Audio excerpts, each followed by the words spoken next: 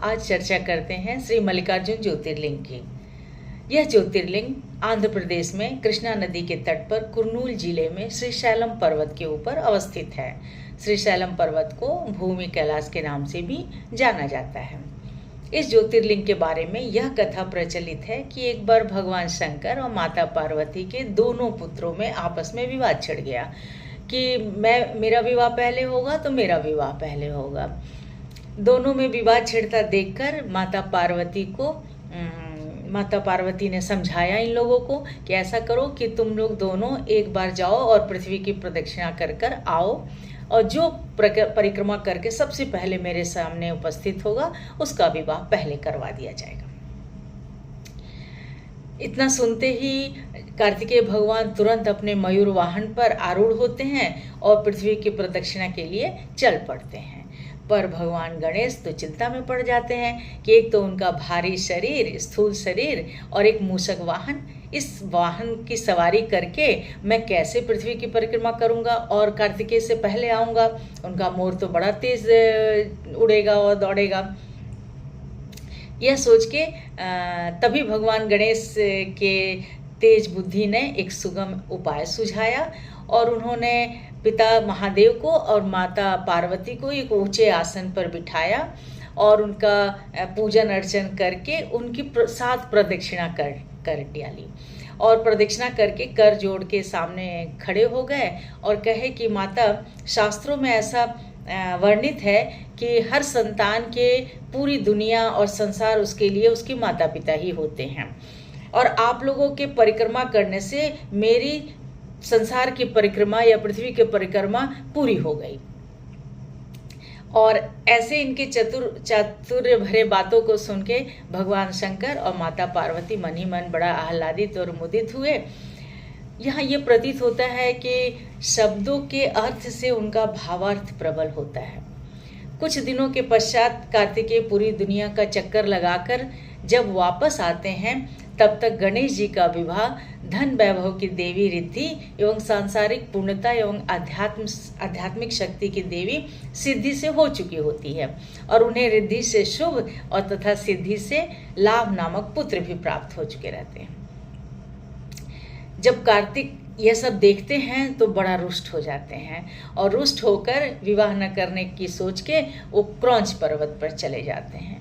कुछ दिनों पश्चात माता पार्वती को उनकी चिंता होती है तो उनको मनाने क्रौंच पर्वत जाती हैं। जब श्री कार्तिकेय को पता चलता है, मुरुगन या कुमार स्वामी भी उनके दूसरे नाम हैं, तो उनको जब पता चलता है कि माता पार्वती हमसे मिलने यहाँ आने वाली हैं, तो वो और आगे चले जाते हैं और श्रीशैल पर्वत पर चले जाते हैं, जो क्रौंच पर्वत है आज के वर्तमान समय में उत्तराखंड में स्थित है। तब माता पार्वती श्रीशैलम पर्वत पहुंचती हैं और कुछ समय पश्चात भगवान शंकर भी ज्योतिर रूप में श्रीशैलम पर्वत पर पहुंचते हैं।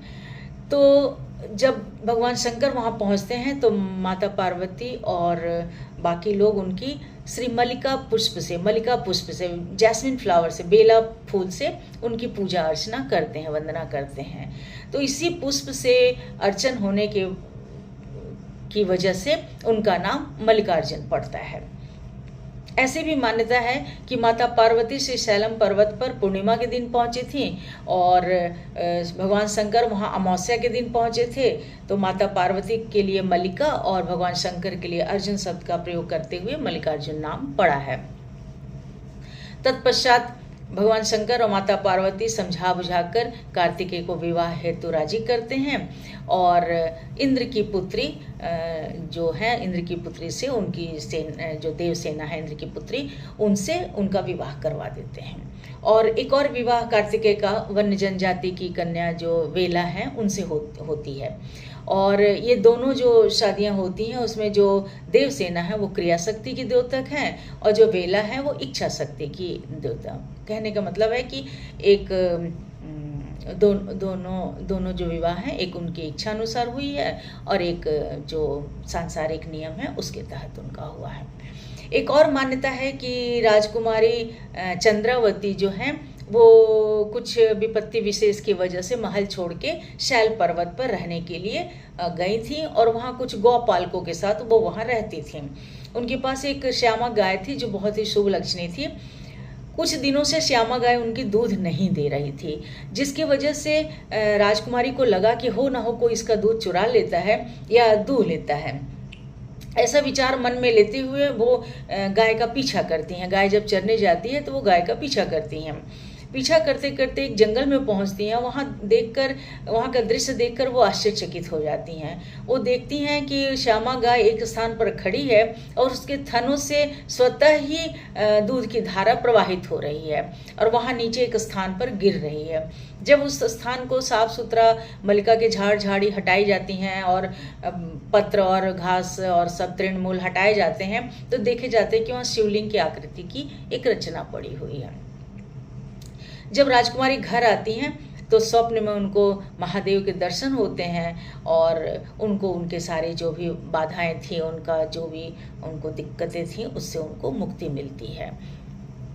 कालांतर में राजकुमारी जो है उस स्थान को साफ सुथरा करा के वहाँ दिव्य भव्य एक मंदिर का निर्माण कराती हैं, जो कि मल्लिकार्जुन मंदिर के नाम से प्रख्यात है।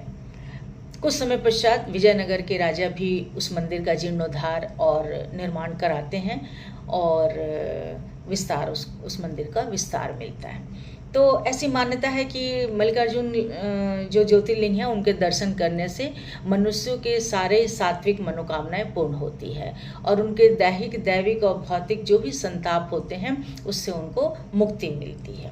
एक मान्यता और भी है कि जिस भी व्यक्ति के विवाह संबंध बनाने में या जिस भी व्यक्ति के विवाह होने में कोई अड़चन या बाधाएं आती हैं, वो अगर मल्लिकार्जुन ज्योतिर्लिंग के दर्शन पूजन करता है तो वो बाधाएं भी दूर होती हैं। जय भोलेनाथ।